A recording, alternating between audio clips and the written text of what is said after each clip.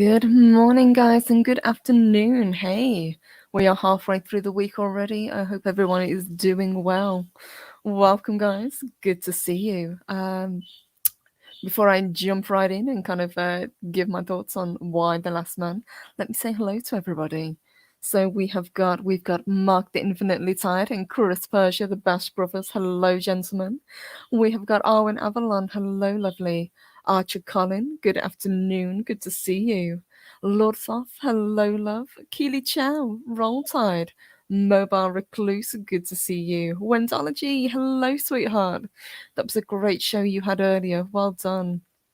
As Not a Pooper's Cuba, he says, yay, skirt time. As always, hello, Punk Waddle. Good to see you. Good to see you. Firefly MK1, good afternoon. Leia Rose, good morning. Good to see you. Let's see who else is here. Let me scroll up and make sure I'm not missing anybody. The Script Doctor Live, hello and good morning. Hump Day, we are halfway already. Good to see you. And Dadman Walking 55, good morning. Good to see you. I hope everyone's doing well. And hello to Dave G Sound. Good morning to you as well. Good to see you guys. So, hello, Good Bunny. Good morning. Hey, Good Bunny. Paris and Mark D will see you guys. Welcome, everyone. Good to see you. I wasn't sure whether to do this today. This was one of those shows that I was really, really hesitant about watching. As much as I did enjoy the comic book, it's been a while since I read it, and this has been in production hell for over 10 years. So originally, if I remember correctly, it was supposed to have been a film, and then they were talking about it being a TV series, and it was passed back and forth through different networks. But finally, it was picked up, and we now have the Why the Last Man TV series. So the first 3 episodes have been released. I've watched all 3 episodes. Usually, what I do when something's released, I'll either watch the first episode if it's terrible, or I'll give it as good a go as I can, and I will give my absolute honest opinion on it. Dacoon, hello, good to see you. It says, ages since I've been here. Yeah, we missed you. Hope the occasion will be good. It's not as bad as we feared. Good to see you. Welcome back. So yeah, what I would do, I think, guys, before I started, did anybody else watch it? Was anybody else interested in it? I know it's kind of one of those that they try to hype up, but I haven't really seen anybody talking about it. It was kind of one of those ones similar to The Stand, which was released at the beginning of the year. Just nobody really wants to watch it. And hello to Shellback. Good morning, love. And Phoenix Tangents. Hey, good to see you as well. Hey, guys. Punk Order said, kind of interested, but the hype didn't work well. No, that's what I thought as well. I've got to admit. Paris says, FX picked it up. Wish they would drop it back off. When Danagy hasn't seen it, Leah Rose says, what's the name? It's Why the Last Man. It's based on a comic book by Brian K. Vaughan and Pia Guerra. It was released by Vertigo Comics, part of DC, and I think it ran from 2002 to 2008, if I remember correctly. I never got the individual comics, but I did collect it in the trade paperback. And it's actually one of the books that I recommended when we did the shows about non-DC, non-Marvel characters. Deepa Martin says, I've only heard about it from Az. Yes. Yes, I'm sure Az has got something to say about it, absolutely. But I thought, well, I was curious about it. I've got to admit, it was one of those shows that I thought, well, let's give it a go. Dacoon says, it does make me curious to try the comic, though. Having watched the first 3 episodes, I would say go to the comic. I'll give a bit of a breakdown. I'm not going to go too heavy into spoilers, just in case anybody wants to watch it.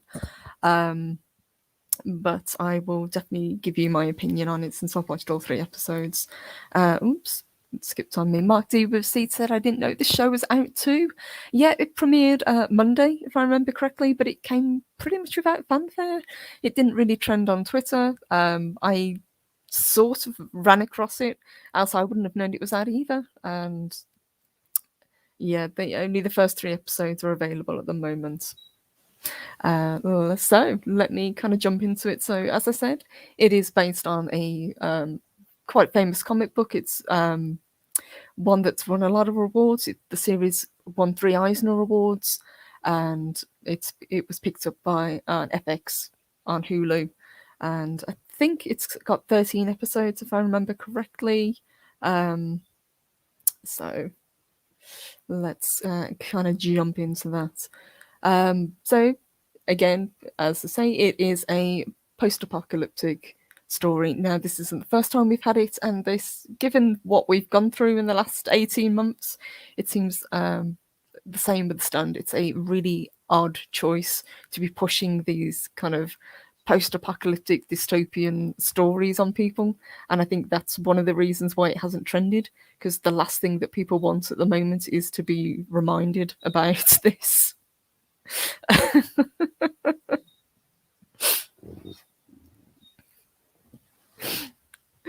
Oh my gosh, but that's okay. Hi, Eddie. Oh, screen's frozen. So it starts off and actually jumps in quite quickly with the story, which I was glad about. You know, sometimes they kind of drag the first episode out to get to the whole point, but they didn't do it with this. It really kind of jumps straight into the whole idea that something terrible is about to happen. We're introduced to our main character, a guy by the name of Yorick Brown. He's played by Ben Sheltzner. Played fine. I think this character is going to irritate a lot of people, especially anybody who hasn't read the book, because you're just not going to understand who he is or what he's coming from. He's definitely not going to be a character that people find particularly endearing. Oops. Everything seems to have frozen. I hope I'm still coming through, guys.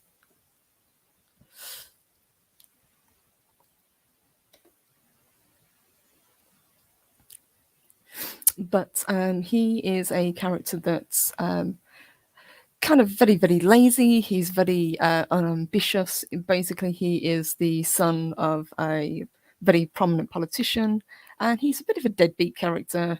He doesn't have any main ambitions in life. He just wants to kind of coast through.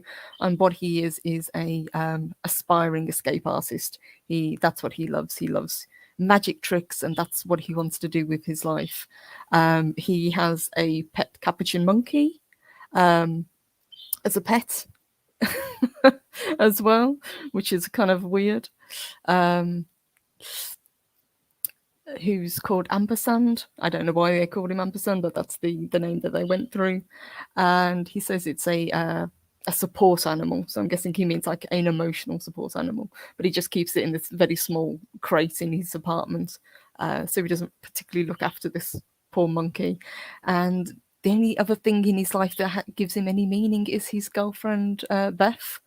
And he wants to spend the rest of his life with her, but she is much more ambitious than he is. She's a teacher, and she's moving to Australia. She knows exactly what she wants to do with her life, and you get the idea quite early on in the episode that she is pulling away from him, but he is holding on as tight as he can to this relationship. You know, this is the thing that anchors him, and it's what gives him meaning. Hey, Psychodwarf, there you are. Good to see you. Phoenix Engine says, angry with punk world. I'm tired of the post-apocalyptic trope. I want some word-saving heroism. Me too, as well.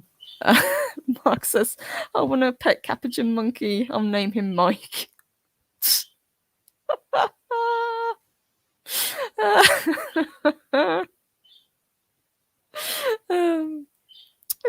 My Pat says, this is my monkey. Nice. That's so cute. Let's see what else. Project Story Time. Hey, he says this is the same basic time period that Star Wars came out. Everything is bleak and depressing. Star Wars was bright and hopeful, and that's one of the main reasons why it struck a chord with people. Absolutely. And going into the show, if you're looking for something, bright and breezy and happy, you're looking in the wrong place. Because as I say, this is very dark. This is all about coping, and it brings to light, just how difficult it would be for basically half the population of the world to suddenly not be there anymore. I'll go into it a little bit more detail as I go through the episodes, but that's the one thing that kind of really struck a chord with me. Firefly says preferred the end of the world story up to 2000, really. In my own opinion, the best one were in the 70s. Yes.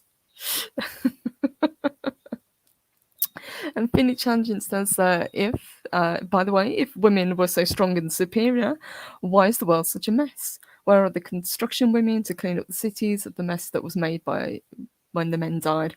Absolutely. And that's one of the things that they actually show pretty well. I thought that the death scene, when it does happen, was done very well. It was very, very well edited. I will give them that. And it looked believable. In the book, it's described as happening pretty much simultaneously. Everything mammalian that has a Y chromosome drops dead, and this includes sperm as well. It becomes void. But in the TV series, it's a little bit staggered.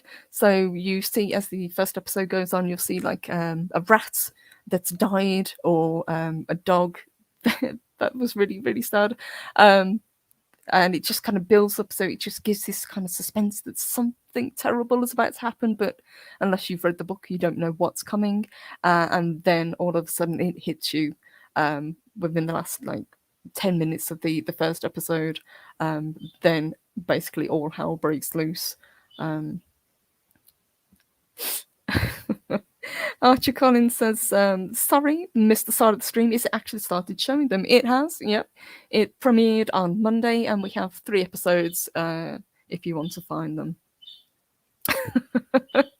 Arwen says, Void Sperm sounds like a cyberpunk rock group.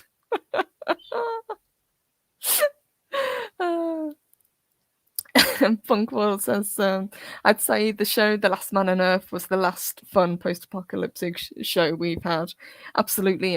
And I would say it was done better as well. But just jumping back to the first episode, as I was saying about Maine, and I will put in inverted commas, character who is supposed to be Yorick Brown. He is the title Last Man. But the one massive criticism that I will give the show is he is sidelined. This is not his story. He's in it, certainly, but it's not his story that we're going on. It is the female characters that take front and center in this. It is his mother. It is his sister. It's Agent 355, who actually was my favorite character. I think she was played very, very well. By what was the lady's name? Let me see if I can find her.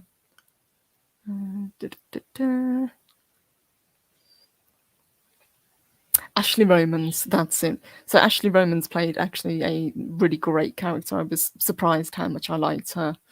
So she's probably the highlight of the show so far. Ben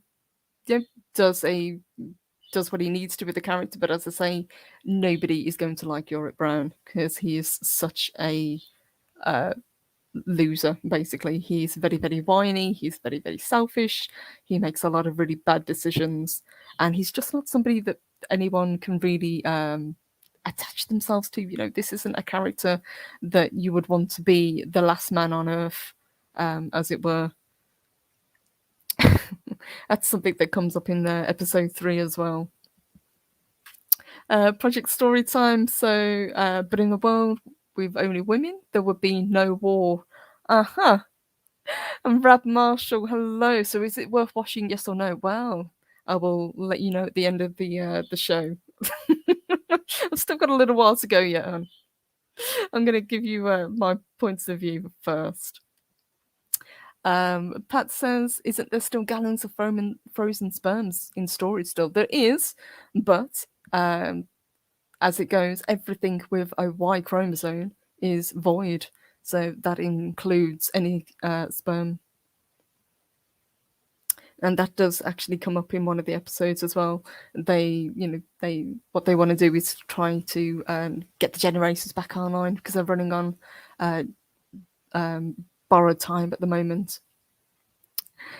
Chris says, are you saying that they sidelined Yorick, the main character?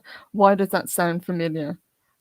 Yes, Indiana Joan, yes. That is my takeaway from this, absolutely. I don't know whether it's because they don't know what to do with the character, or whether it's because they've got such a huge female cast he just gets lost.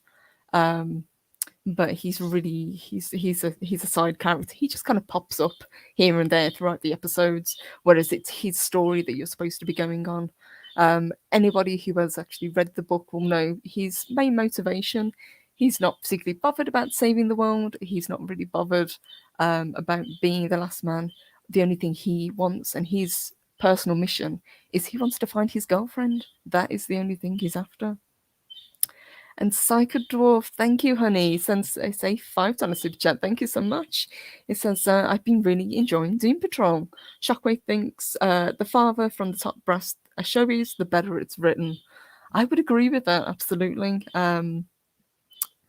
This one, now I know Brian and Pia Guerra are both producers on the show, so they both had a hand in it, but they didn't direct any of the episodes. Massive thank you, Psychodor. Thank you, honey. Appreciate that. Sharbeck says at least the women in the show don't need to go on a sex strike. Absolutely.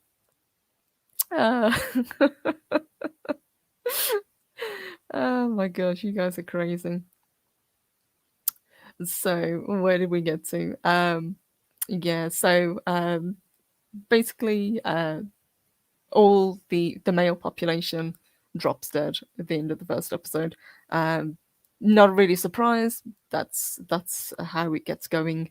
But as I say, as the episode starts out, we get these kind of little, you see like a dead rat, a dead deer, all obviously male, but it's a case of it's leading up to something terrible. And it's pretty effective. The special effects are really good. The one thing that really did kind of bother me, that stood out, was that the monkey is actually entirely CGI, which was a little bit weird, because I'm sure at one point they did actually have a real life capture monkey in the show, but for whatever reason they decided to take it out, and this is an entirely mocked up monkey. And sometimes it looks fine, but sometimes it really looks out of place in the shots, and you can tell it's not actually there. And you can also tell the way that he interacts with this thing, it's not real, which was a little bit of a kind of a break, but you just have to kind of go with it.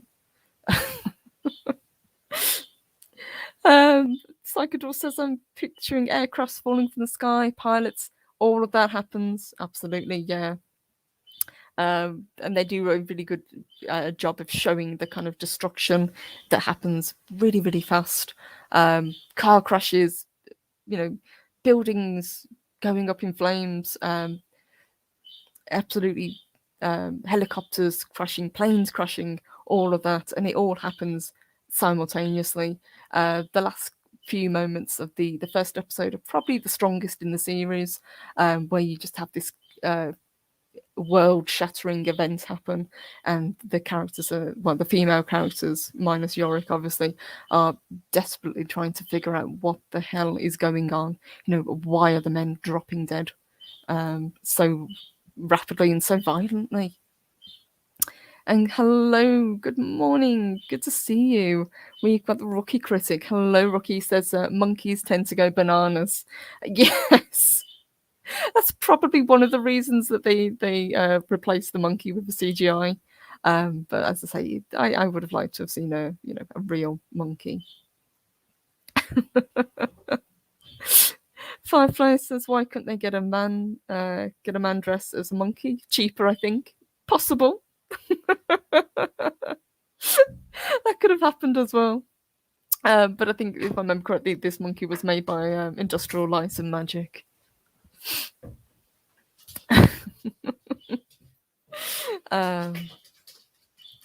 So, as I say, Yorick eventually has to kind of get his kind of act together in the first episode. He has to suit up. He has to, start doing what everybody else is doing and trying to survive. He knows by now, because a couple of weeks have gone past, that he is the last man, and he kind of disguises himself as best he can by putting this long coat on. He wears a gas mask over his head. He keeps the hood up, and he basically does what everybody else is doing at the time, kind of scavenging, trying to find whatever they can to survive, whilst the government, the cabinet, which is made obviously entirely for women now, is desperately trying to figure out what the hell they can do. Their first priority is to get the power plants working, because they're starting to shut down. One of the lines in the episode is, the power plants are shutting down, and the woman who is now president says, which one? All of them. We just don't have the engineers to keep these going. And hello to Nerporial Lifeform. Good to see you. Project Storytime, as at the end of the series, they'll discover that all men can be saved if you replace all the testosterone with soy.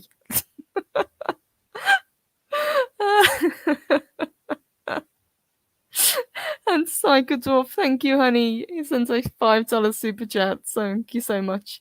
It says, anyone who thinks that no men equals no war hasn't heard cheerleaders / stage workers backstage. Absolutely. Yeah, if you guys are going into it, or if anyone is going into it thinking there aren't going to be massive problems, just because there aren't any men anymore, you're in for a huge shock. Thank you, honey. And Rookie Critic, thank you again, sweetheart. He says, in the 90s they would use real animals, but in the last 10 years they tend not to. Dr. Dolittle, Jungle Book, Lion King, etc. Absolutely. It was just a little bit odd, that's all. I just found out to think, well, there are trained monkeys. I'm pretty sure that they could have found, and they did have one, if I remember correctly, but I'll have to look into it a little bit more, why it was replaced. And good to see you guys. Welcome. So he goes by, he spray paints a big message up on the wall for his girlfriend. He says, Beth, I'm alive, come home. Why? And then he's off trying to basically just survive. He's scavenging. He has to go down into the subway. Because there's no one to clear out the bodies, there's just bodies piled everywhere. Stagnant water. This place is absolutely disgusting. They do a really good job of showing just what an absolute nightmare it would be. Disease runs rampant. This acting government that the ladies have put together is under incredible pressure. There are crowds forming outside demanding answers. Is this act of God? Is this chemical warfare? What is going on? And nobody can provide the answers, and it really ramps up the tension. So that they did that pretty well, I've got to admit. I haven't really got anything bad to say about the cast. It's got a pretty big cast. Yorick's mother is played by Diane Lane, a woman called Jennifer Brown. She's a congresswoman who becomes the acting president once the current president drops down dead. Now, she's a very, very capable woman. She's the absolute opposite to her son. And she's always bailing him out, her and her husband. I think that's one of the reasons that both Yorick is kind of looked down upon, not only by his parents, but by his sister as well. His sister's name is Hero, which I always thought was a really weird name. But both of the kids have really odd names, so we'll just go with it.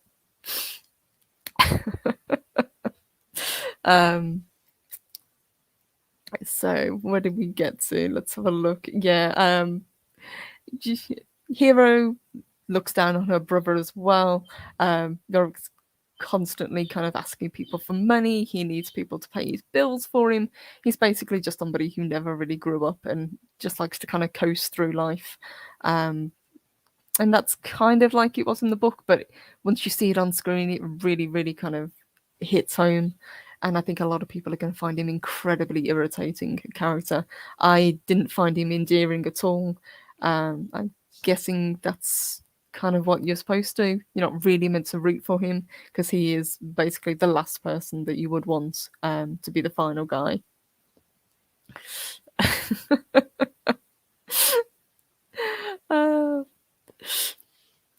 Paras asks, in this future, who kills the spiders and moves furniture? Rookie, thank you, Annie. He sends in a $2 super chat. He says, what would become of all the sandwiches now? Good question.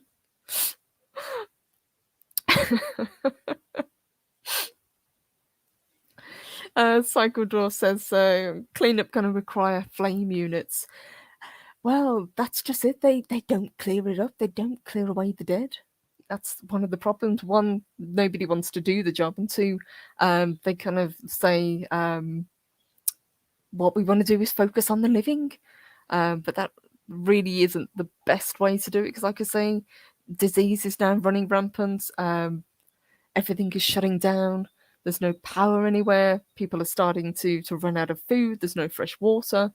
It is an absolute nightmare. And Rab Marshall says, but then again, there's always Dave Lister in deep space trapped on a mining ship. You know what, Rab? I would take Lister any day over Yorick, quite frankly. And hello to George Hamilton. Hey, honey. He says, thanks for the Twilight stream last week. You're very welcome. Ended up getting the box set. Oh, nice. Oh, that's awesome. You enjoy. Have a fantastic time watching that show. Definitely one of my absolute favourites. So thank you very much. Cycle Dwarf says purple in a unit in a sandbox, 100 women in a rear unit, then the cycle synchronize. You're not wrong, Cycle Dwarf. It does happen. And Colin says, but of course you're not. He's a man, although with that name, shouldn't he just be a skull? Well, it's mentioned in, I think it's episode 3. Agent 335 is talking to him and she says, Yorick, that's a really odd name. And he says, yeah, my dad used to teach Shakespeare. She said, so you're named after a dead clown then? And his face just drops. There's a lot of kind of little digs at Yorick throughout the episodes. Project Storytime says, so a world without men, except for the last man nobody would want. Why didn't they cast Will Wheaton? Good question. You know what? I could actually see Will Wheaton in this role. Maybe not now, but perhaps 10 years ago, I could see him.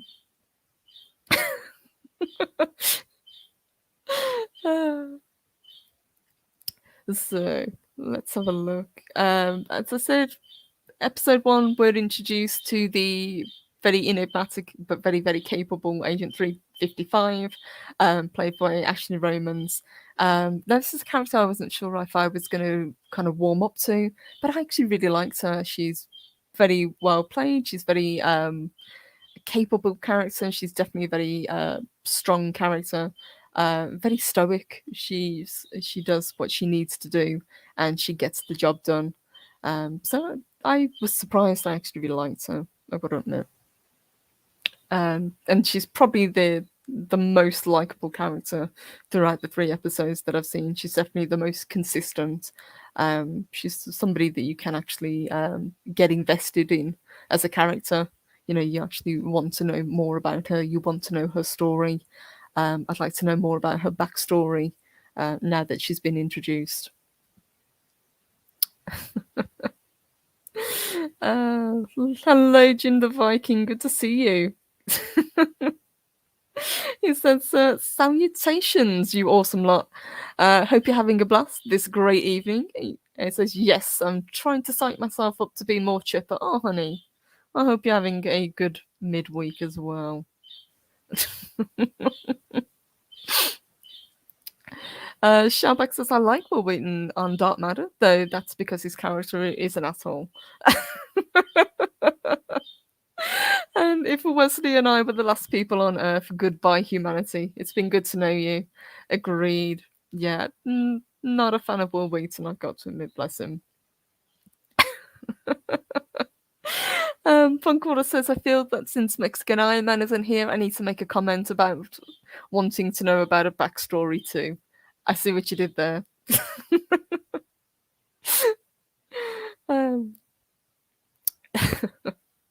Let's see what else we can do. I'm going to skip ahead a little bit. Like I say, the first episode is probably the strongest. It's definitely very good at establishing what went on, introduces the characters pretty well, and I thought of the 3 episodes that I've seen, that would be the one I would say definitely give that one a go, just to kind of I suppose just to test the water. We do have like a opposition to Yorik's mom, which is a lady by the name of Kimberly. So she's very. What's the best way I could put this? As a Brit looking in, this show, what really got me is it is extremely political. It's very much a case of Democrats versus Republicans. I'm not into politics, so this really, really grated on my nerves. Some people may really like it. It's definitely all about current day politics, and you will see it pop up time and time again throughout these 3 episodes. You know, the friction between the two parties, the whole idea that there is a left and a right, and there is a massive divide between the two. It's played very, very heavily throughout this show.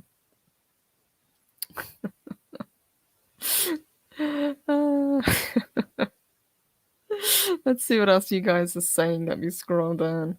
Rab says, could be worse. Brie could be the last woman.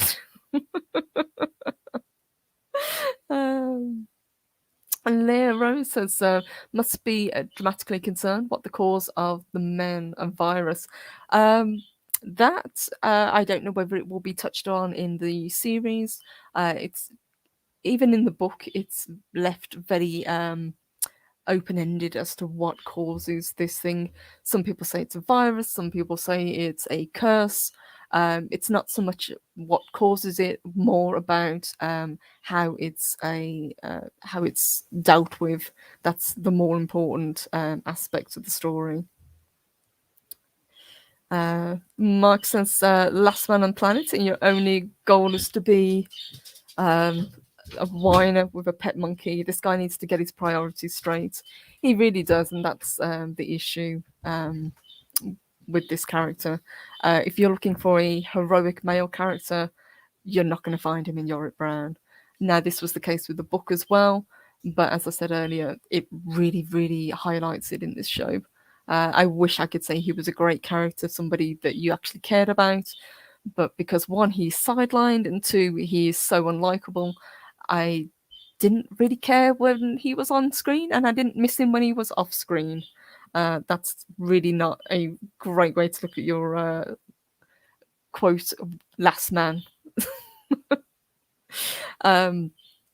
There is something else that is worth touching upon, but I'm not going to go too heavily into it. It's something that's been brought up quite a bit before the show came out. It was talked about a lot on Twitter. Trans. There are trans characters in this show. They don't really seem to know how to kind of use them. I think one of the lines they say, he says to his mother, I think it's in episode 3, have you found any more men? She says, we found plenty of men, just not like you.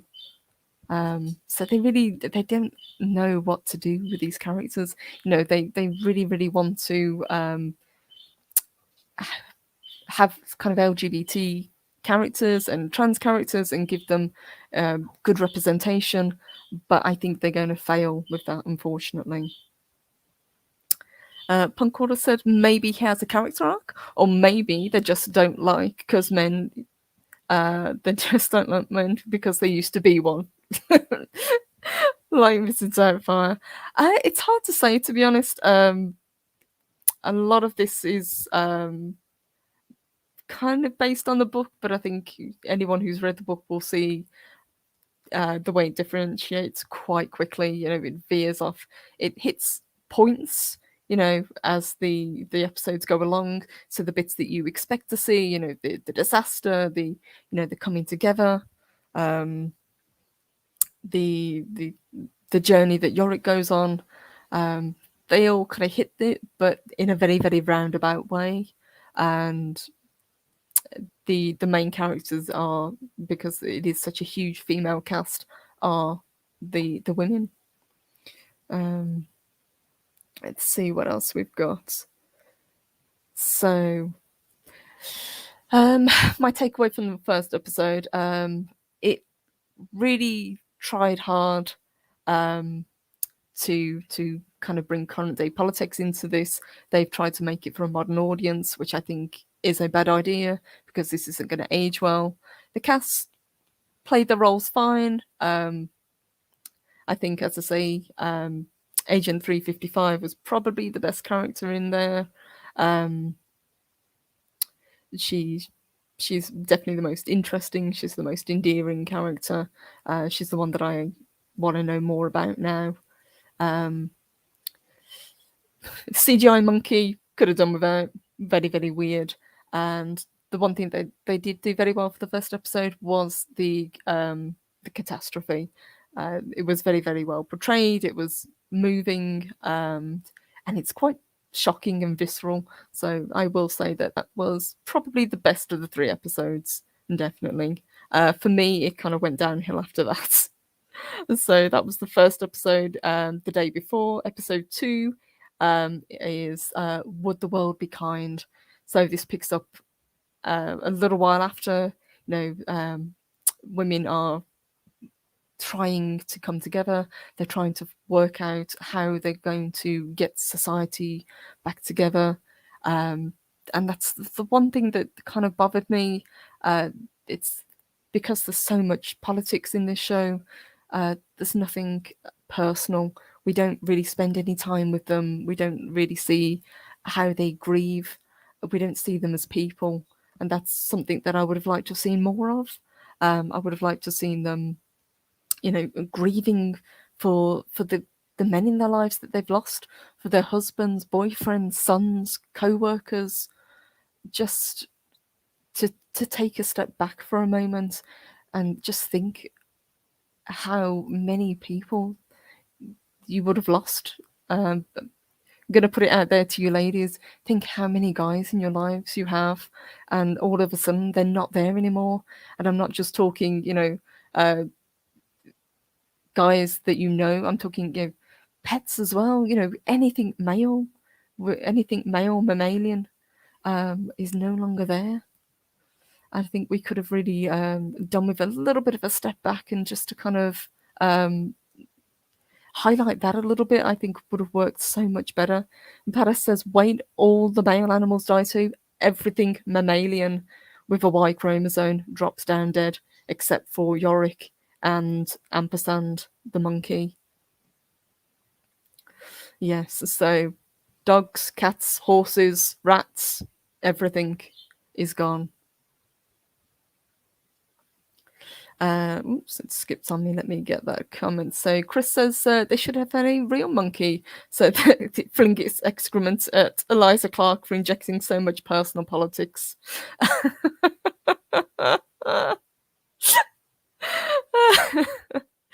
there is a hell of a lot of politics. And Snorter Pooper says, "Oh well, no more cute little puppy dogs and putty tats. Nope, no more cats, dogs, nothing like that, unfortunately." Uh, and Mark, "You would miss me if I got zapped off the planet, maybe, kind of. Oh, we would miss you, absolutely. We would miss you." And Arwen gets it. Oops, it skipped. Sorry, Arwen.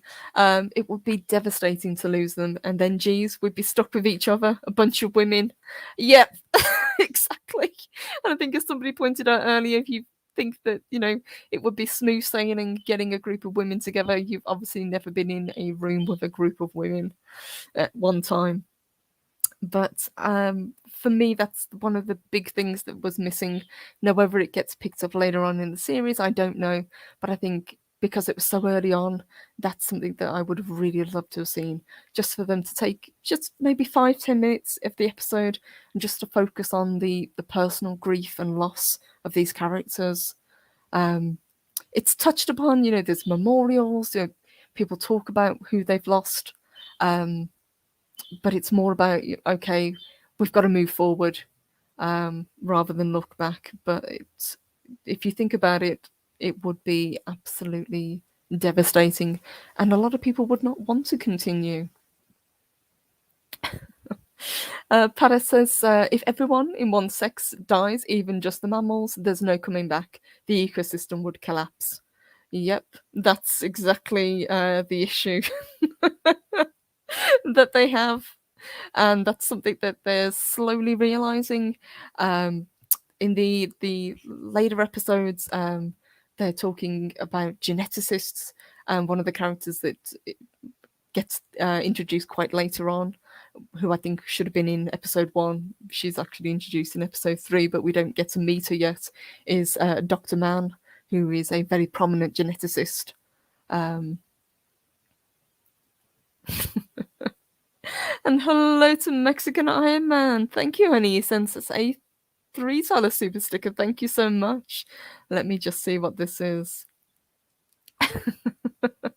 It's a pear with hearts. Thank you, honey. Thank you so much. Much appreciated. I hope you're having a good morning. Dakun says, maybe I'll dig out Cronenberg's student short film. It has the exact opposite premise. Absolutely. And Psychodwarf says, yeah, lifespan measured in weeks. Absolutely. And that's one of the things. Time progresses really quite quickly in this show. So it goes from like a week to month, and it just kind of goes really, really fast. So we're a month and a half in by the time we're introduced to a lot of these characters. And as I said, the infrastructure should have broken down by now. Disease should be rampant. People are running out of food. And Shellback says somebody needs to develop some outside plumbing. That's it. And that is an issue that they are also talking about. They don't have the engineers, they don't have the electricians, they don't have the plumbers, they don't have anybody or enough of them to do the jobs that are needed.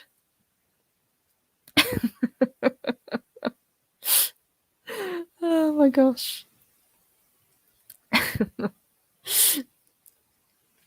Let's see what else we can pick up. Like I say, I'm trying to kind of skip over most of the spoilers for the show, but pick up some bits as I go along. Let's say the one thing that really kind of got me, I don't know whether it's because I'm not into politics or whether because I'm British, but that's something that I really, really noticed. And honestly, it was enough to put me off the show. Will I continue watching? Probably not, to be honest. After 3 episodes, I've got a really good kind of feel for where it's going. As much as I did like some of the characters, it's not enough to keep me invested in the show. And I think that's the main issue I have going forward. There's a lot of what ifs. There's a lot of kind of things that they don't really work out. They say at one point there's 80,000 people left in New York City, and they've got about 24 hours before the city starts to fall apart. The stagnant waters rising up through the subways, dead bodies everywhere. This is basically becoming somewhere you do not want to be. So they're trying to evacuate as much as they possibly can. And that's something that they're really not doing very well. There's a lot of talking, but you never actually see anything being put into action, which I think is a big, big problem. And also, they're because of communications have been shut down. I would have thought something like a government would be very, very hard to keep going, because who are you going to talk to? How do you talk to people on the opposite side of the world with communications down? Dekun asks, is Yorick even recognised as a biological man, or do they think he's a trans man with well done surgeries? He is identified as a well, I think somebody actually says he is cisgender man. So yeah, he is recognised as biological. And when we get to the third episode, his worth is really kind of shown. He doesn't really care that he's the last man. Like I say, all he wants to do is find his girlfriend. I think he even says to his mum, I know what I should do, what I should say. I will. What I should say is I will do anything I can to help. I will do anything I can to repopulate or to help solve this massive issue that we have. But what I really want to do is go find Beth.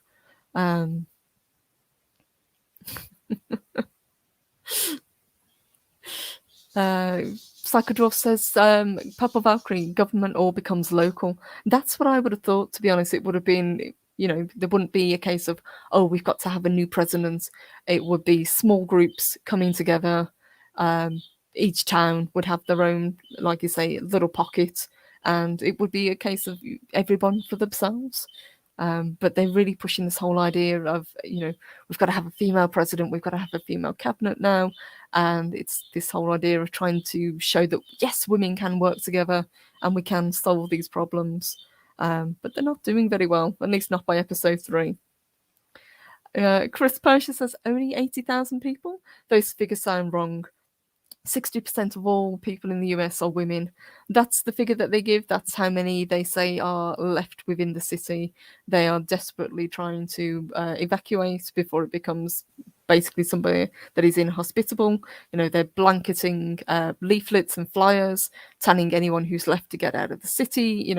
It's not safe for you to stay there. This is probably the worst place for you to be. Somebody says, well, what about the museums? What about all this priceless artwork? And the president shuts that down. She says, all I care about now are the living. But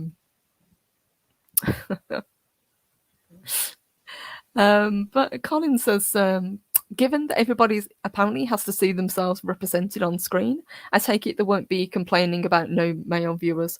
I've yet to see the viewing figures for this. I might do kind of a follow-up maybe on Friday just to see if the viewing figures get released. But like I said, I haven't seen anybody talking about it yet. I didn't see it get hyped on Twitter really. And I only kind of came across it randomly and I thought, oh, okay, I will give it a go. Luckily, there were 3 episodes, so I could get a good kind of taste for the show. But we'll see. Shellback says, girl power. Yay.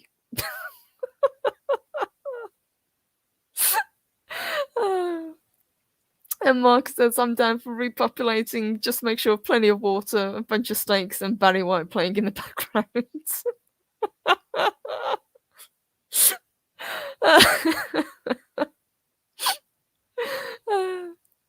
Well, that's one of the last things that good old Yorick wants to do. He just does not care that he is the last man. He just wants to get out of here.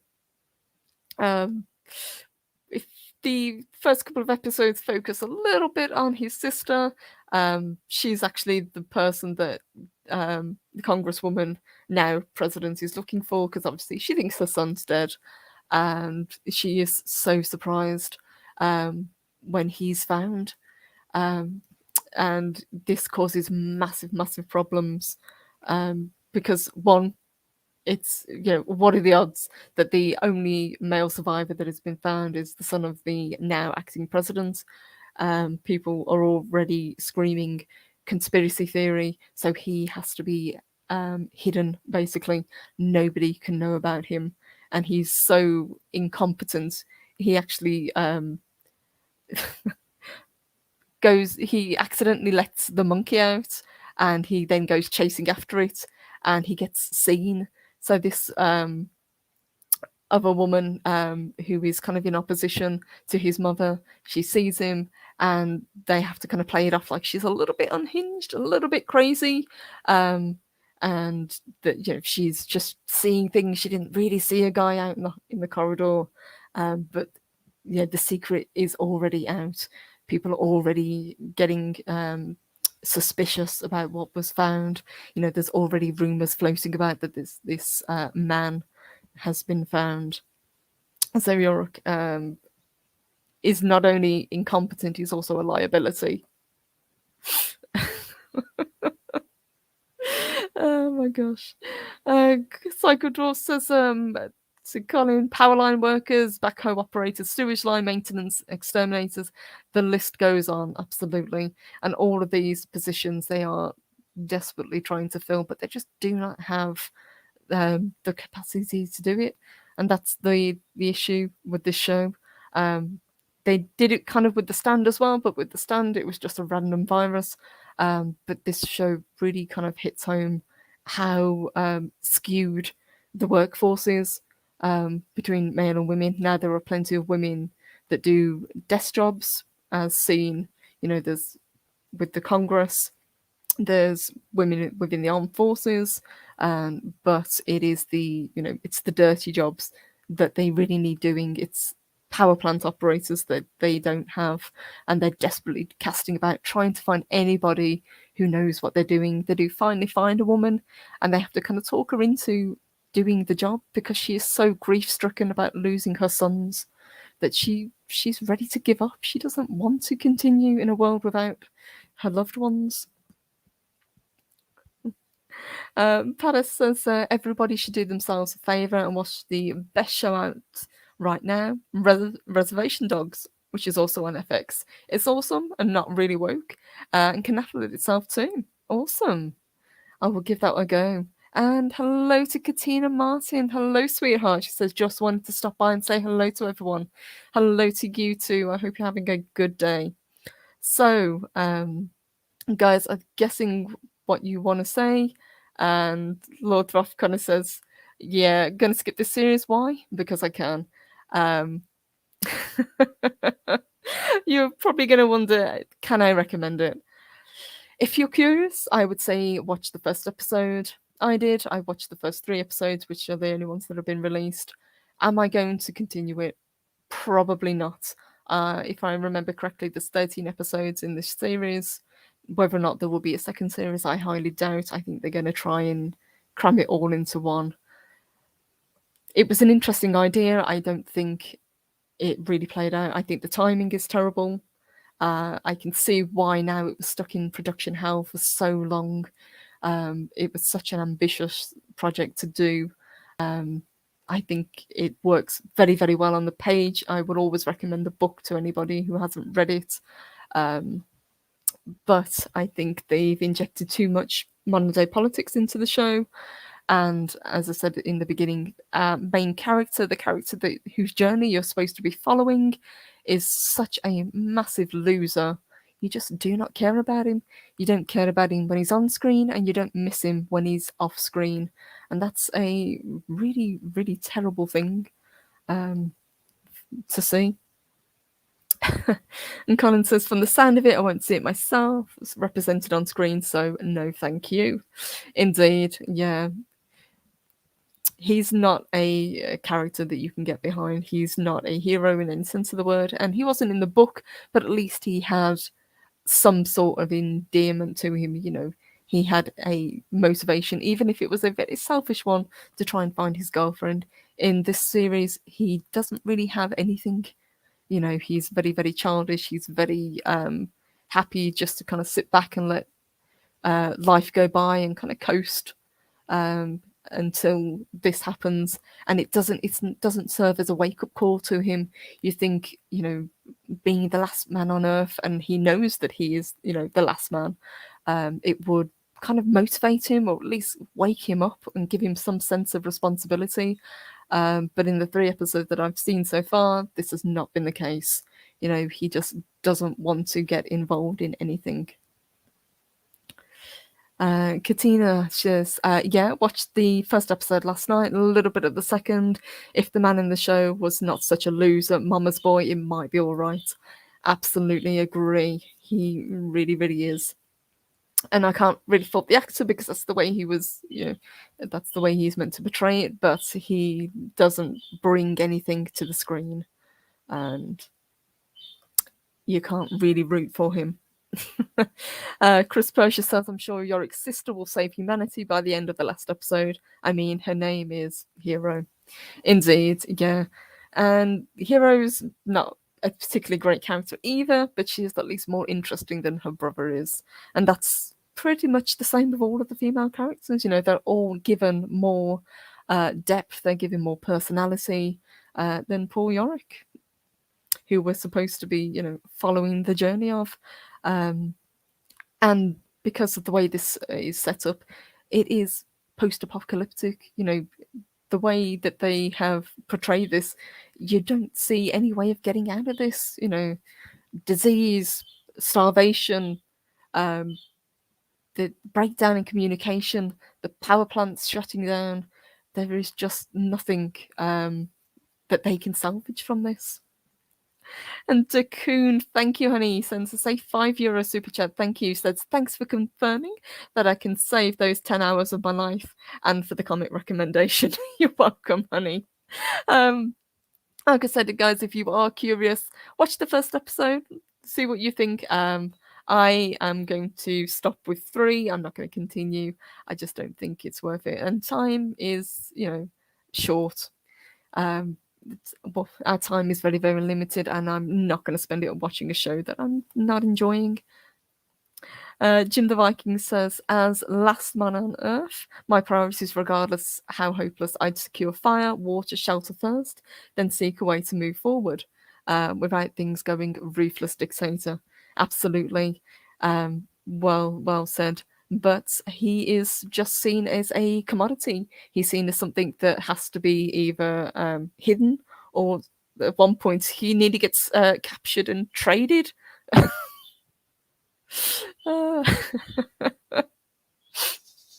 Oh my gosh. So, guys, I hope that gave you just a little bit of a taste of the show.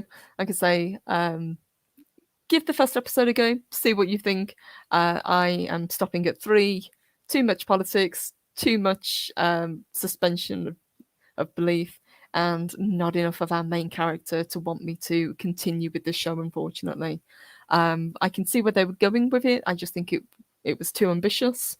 I think it should have been put on the shelf like it was planned to be.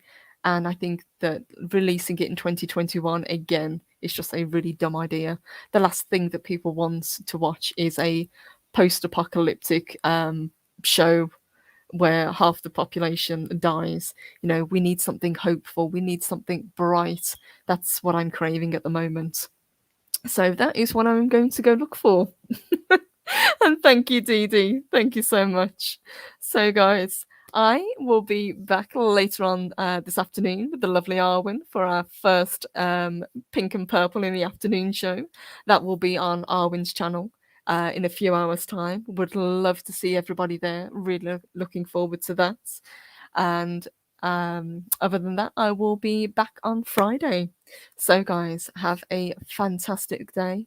A massive, massive thank you to everybody who joined me today. Thank you, everybody, for your super chats and super stickers. You guys are the best. And I hope to see you guys later on this afternoon. Take care, everybody, and have a wonderful rest of your Wednesday. Thank you.